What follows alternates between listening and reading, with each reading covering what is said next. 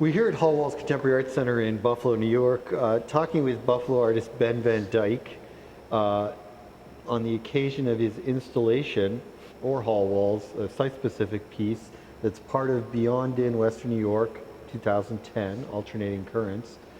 And I'm going to jump around a bit with my questions, but I was thinking about how I've had some school kids, you know, through the space, showing them the different work. And it's been a lot of fun having them gathered here, looking at your piece and starting to talk about it, because I think it's something that strikes them as really intriguing, but also entirely unfamiliar to them in terms of that's what an artist would do, something. I think they understand abstraction, but then they see the mix of materials, they see the, you know, a representation of something that's not obvious to them. And so I wanted to sort of begin by talking about, let's start from the title. It's called Duration. You know, I'm standing here when I talk to the kids and I tell them I haven't really talked to you about the piece yet, so I don't know what it means. But that's actually a fun point of departure, because with the piece called Duration, it's obvious that, you know, it reads from left to right, I think. And it has this sort of sense of intervals of some, you know, passage of moments that slide down and then explode again at the end, you know. And I wonder how much of the composition of this piece was in your head before you began, and how much of it developed as you were making it? Not much. Before I started, I was very familiar with the space being, you know, being local. And, you know, after looking at the space and after you told me this is the space that it will be in, I was really taken by the part of the wall that comes out and curves. So that tends to be the starting point for a lot of my pieces. That's actually literally where you started, right? It is, It was right in that, right at that point where the curve starts, So I gather all my materials, and, you know, I start working once something grabs me, which is that, or maybe even, you know, my last installation, it was a light that was slightly more green than the other lights, and I decided that I would use it and start there. It's interesting that you say that it looks as if it reads from left to right, and absolutely could read from left to right. It could read from middle and then off to the sides.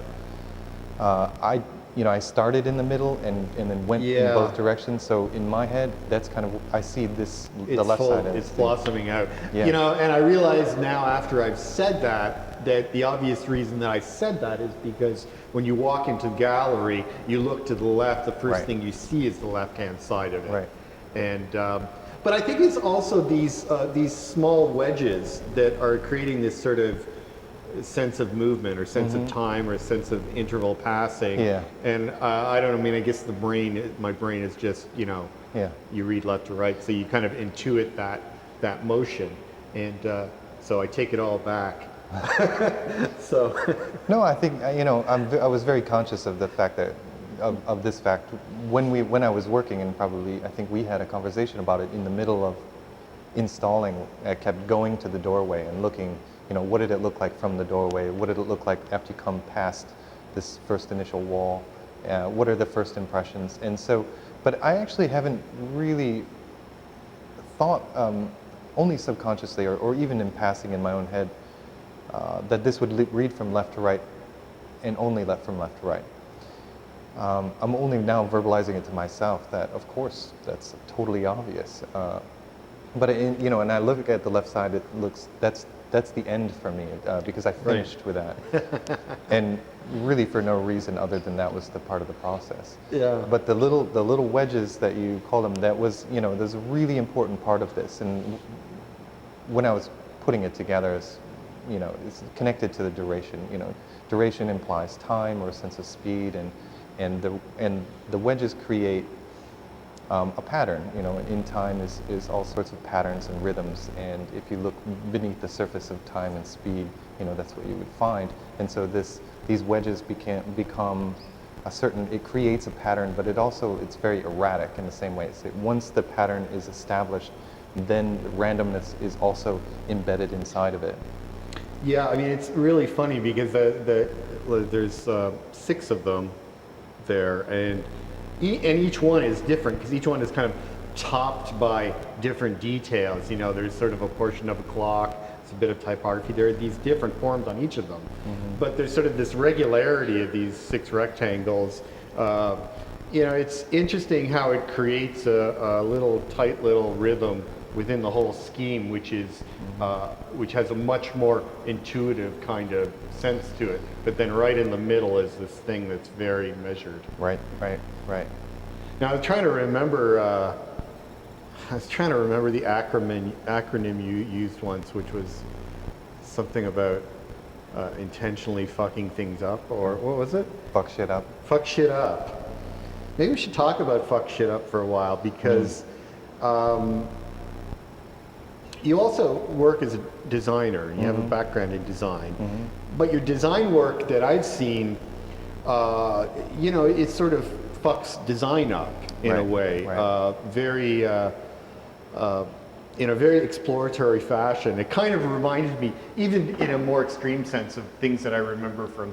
There used to be this great magazine called Ray Gun that existed for a short time, but was always wild to read because they just had no rules of typography or design. They just did what they did. And I wonder if you could talk about your design work a little bit and the connection to your installations, because there is, I think there are formal connections, you know. Absolutely. There are kind of like gestures that I see in your installation work that I've also seen in some of your design work.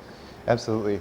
I think it's connected in part to my past. I was an art director for a number of years, and I worked on, you know, design projects like the Barbie vacuum. You know, I'm not joking, but you know, I know you're not joking, but I'm enjoying it. I really actually liked my job as an art director. I was a good designer.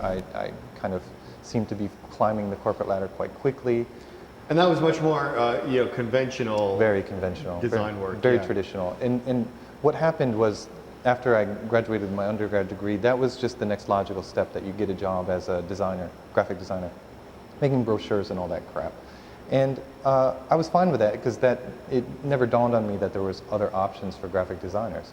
So then I continued, and over a very short amount of time as a designer, this pattern kind of built up almost like a residue, and it was the culmination of doing projects, design projects that had already been done, and it dawned on me at some point that graphic design was the majority of the commercial graphic design world consisted of doing what had already been done. Because if you don't do what had already been done, then people can't understand it, and there's a lack of communication, and there's a breakdown, and therefore you're a failure, you lose your job, which has happened to me on 4 different occasions, because I was obsessed with, I understand that we should do what needs to be understood, and that graphic design and typography and specifically is based on a very rigid system, and if you deviate from that system, you're asking for miscommunication. And if you're in the field of communication, why would you do that? But I also am obsessed with how we learn, and I really read a lot about how we learn and how knowledge is gathered and transferred. And so if you think about creating these patterns and being conscious of these patterns that are redundant, you know, this residue that was building up in me as an art director was starting to make me really, really irritated and really bored. And so I said, fuck this shit. And I started in kind of inserting little pieces into all of my design projects that were very unexpected. And I got very good at, you know, creating design projects that were complex. Now, looking back, those design projects for clients were not complex, but at the time they were, and the clients would always say, you know, they would look at me and say, well, you know, I don't really understand. And I said, well, that's kind of the point, you know, it's called progress. And but they said, no, that's not what we asked for. In fact, here's what we asked for, and they would put it on a napkin, and I would be asked to execute that. And so I became basically a very high-paid kinkos. And so I said, okay, I'm moving on now. And it was a mutual agreement between me and my industry that I would move on. And my employer at the time, he was fine with, I had become troublesome. So, you know, Well, what did you move on to then? Just doing independent design work of the way that you wanted to do it? well, yeah, I had done a lot of independent design work up to that point, and what I actually moved on to was graduate school. I decided there's things out there, and I can't seem to figure out the avenues in order, and I wanted to go to graduate school. So I went, Graduate school for studio art practice. yeah, as a designer, I thought it scared the hell out of me. I thought, and I went to the University of Michigan, which growing up in Michigan was this monster school that I would never be able to graduate from. It was kind of this thing so I went to this place and learned, in a situation where I was scared out of my mind. And so I learned, I took classes in American culture and anthropology. I started reading about systems theory, and it all started to kind of come together. And so also, while I was there, the university hired me to do some projects, and they knew what I had done, they knew what I did, and they said, do that, and we'll publish it, we'll use it. And I did. I made some incredibly complex typographic systems for advertisements that they used for a lecture series that they had. And the dean of the art school used them. They printed tens of thousands of these things. They sent them to alumni, community members, and potential donors. And so it was the first time that somebody had said, we know what you do, go do it. And print it. And we're still talking about traditional graphic design with a bit of an accent. So, and it worked. It created this really divided kind of response. And he would share some of the emails he would get, like hate mail from some of his alumni saying, what the fuck is this? I can't read it, Yeah, yeah. And he would giggle. And so, but as I moved on, I was in grad school when I did my first installation, and it was a way of exploring these ways of communication that were far more complex than I was able to kind of examine through traditional graphic design techniques. And so being obsessed with communication and complex forms of communication and typography itself, I began creating a library of physical materials that were based on and actually letter forms. I created this massive library of digital versions of all of these things. And I started doing these installations, which were, in fact, messages. And I've been doing them for a number of years. And over time, they became more and more complex, and they gave me a voice for a way of thinking about how is it possible that we can communicate at a higher level.